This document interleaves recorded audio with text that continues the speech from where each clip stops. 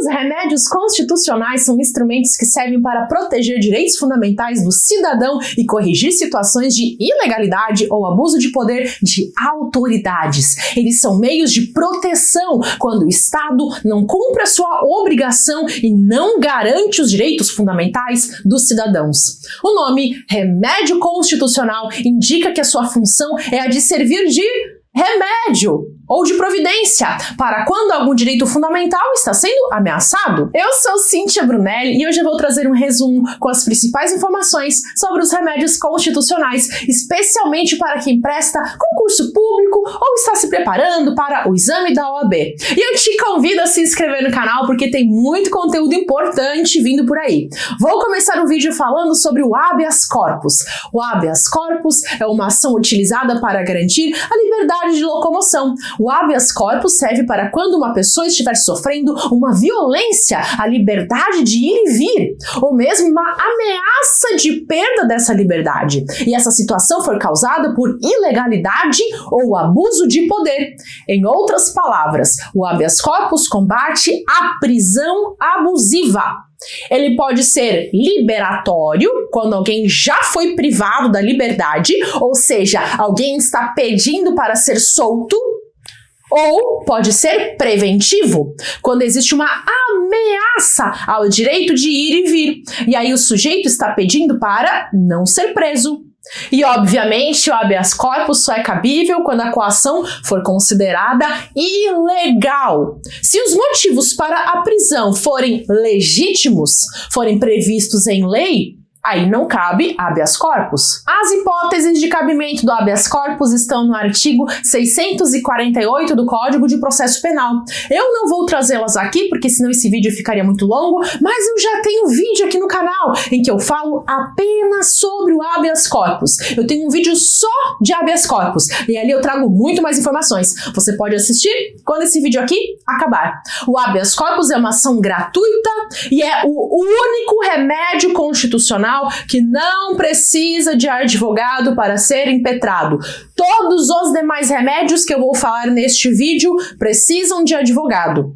Vamos agora para o segundo remédio constitucional, que é o habeas data. O habeas data é utilizado para garantir o acesso a informações do impetrante que estejam inseridas em bancos de dados ou registros de órgãos governamentais ou de caráter público. O habeas data também pode ser usado caso o cidadão deseje corrigir alguma informação sua que esteja em um banco de dados.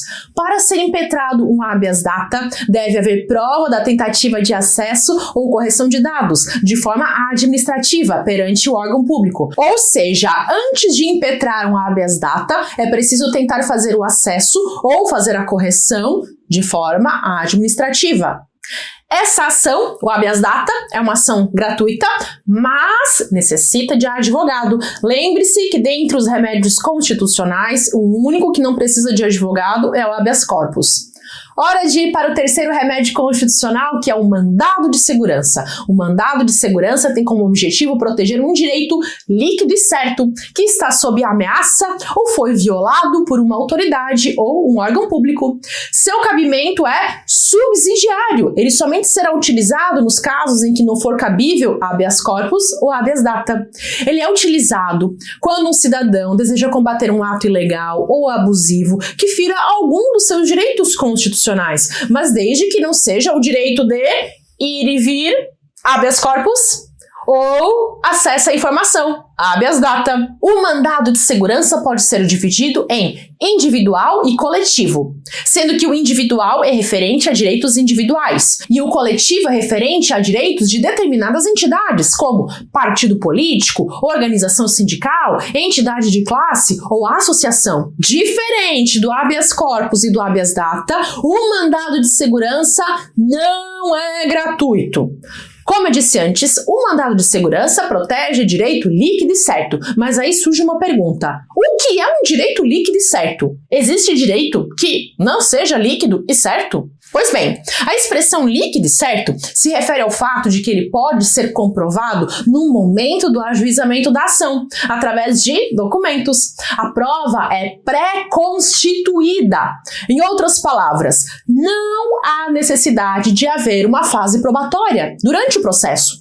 No momento de impetrar o mandado de segurança, o impetrante já deve juntar todas as provas ao processo, através de documentos que comprovem o seu direito líquido e certo. Vamos agora para o quarto remédio constitucional, que é o mandado de injunção. O mandado de injunção tem como objetivo fazer valer algum direito fundamental, previsto na Constituição, quando não existir uma lei que regulamente o exercício desse direito. Em outras palavras, o mandado de injunção é um instrumento para fazer valer um direito fundamental que já foi previsto na Constituição, mas ainda não foi regulamentado em lei. Deve-se conceder mandado de injunção quando a falta de uma norma regulamentadora tornar inviável o exercício de direitos de nacionalidade, soberania e cidadania. O Poder Judiciário, por meio de uma decisão, vai declarar que existe uma omissão na legislação e vai implementar o exercício do direito do indivíduo.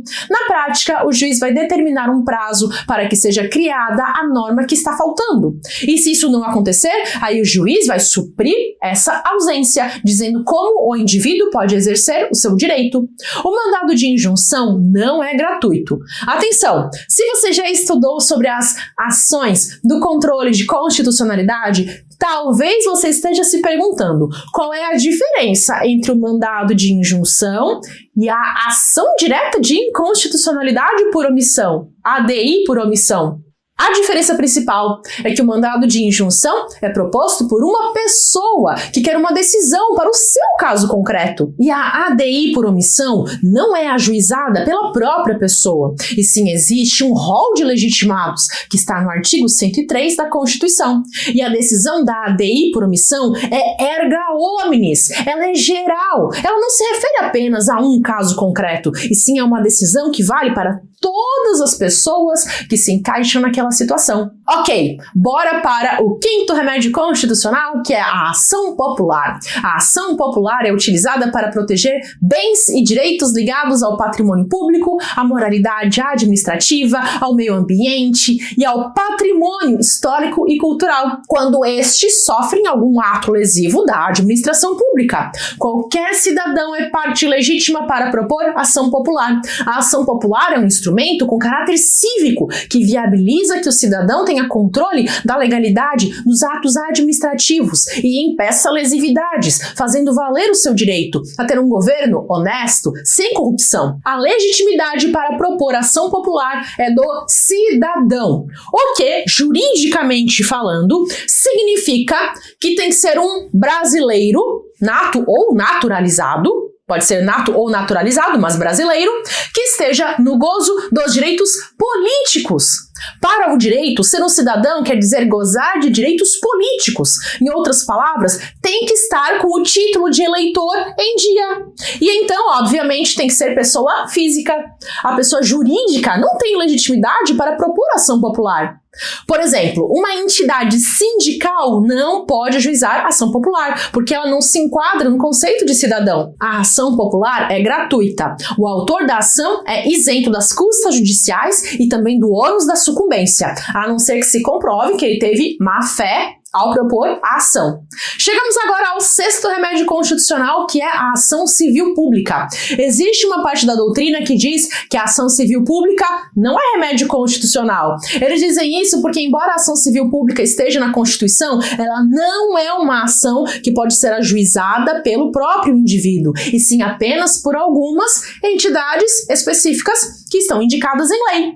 Enquanto que para os remédios que eu expliquei antes, o próprio indivíduo pode ajuizar a ação por meio do seu advogado, no caso da ação civil pública, ele não pode fazer isso, e sim apenas um rol de entidades, que seriam o Ministério Público, a Defensoria Pública, a Administração Pública, tanto direta quanto indireta, e algumas associações que cumprirem certos requisitos. Então, há quem diga que a ação civil pública não é remédio constitucional coisíssima nenhuma. Mas, como existe uma parte da doutrina que diz que a ação civil pública é remédio constitucional, sim senhor, então eu vou trazer aqui também um resumo para você saber do que se trata. O objetivo da ação civil pública é proteger direitos difusos ou coletivos da sociedade, ou seja, aquilo que é de interesse de todos, ou mesmo de alguns grupos. Esses direitos são a proteção do meio ambiente, os direitos do consumidor, o patrimônio público, os bens de valor artístico, histórico e por aí vai. Em resumo, interesses difusos ou coletivos. Difusos se refere a todos. E coletivos diz respeito a algum grupo. Você pode observar que a ação civil pública é bem parecida com a ação popular. A maior diferença está justamente no fato de que a ação popular pode ser ajuizada por qualquer cidadão, desde que esteja com o título de eleitor em dia.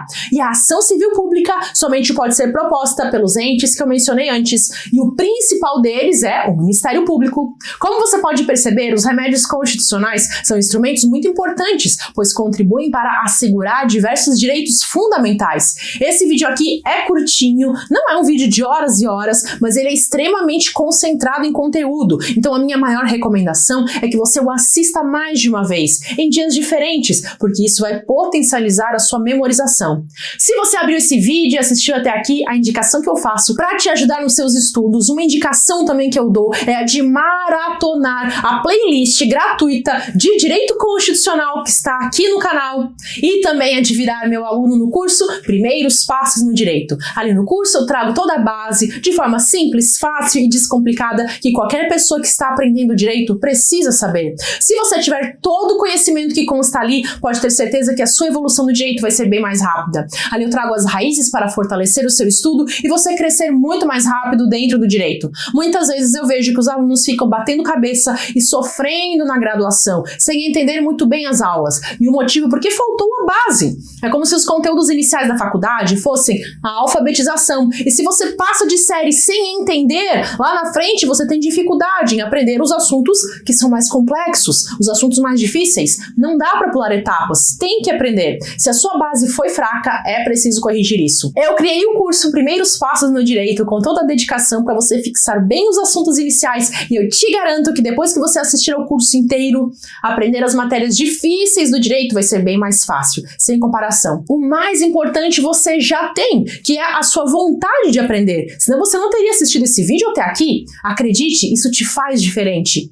Vou deixar o link do curso na descrição desse vídeo e aí você pode clicar e virar meu aluno ainda hoje. Faça isso porque você vai adorar. E não se esqueça também de maratonar a playlist grátis de Direito Constitucional aqui do canal, que está espetacular. Eu recomendo fortemente que você faça as duas coisas. Assistir ao curso Primeiros Passos no Direito e também maratonar o conteúdo gratuito aqui do canal. Aproveite todos os vídeos. Vou deixar aqui a playlist de Direito Constitucional para você clicar e aproveitar. Até!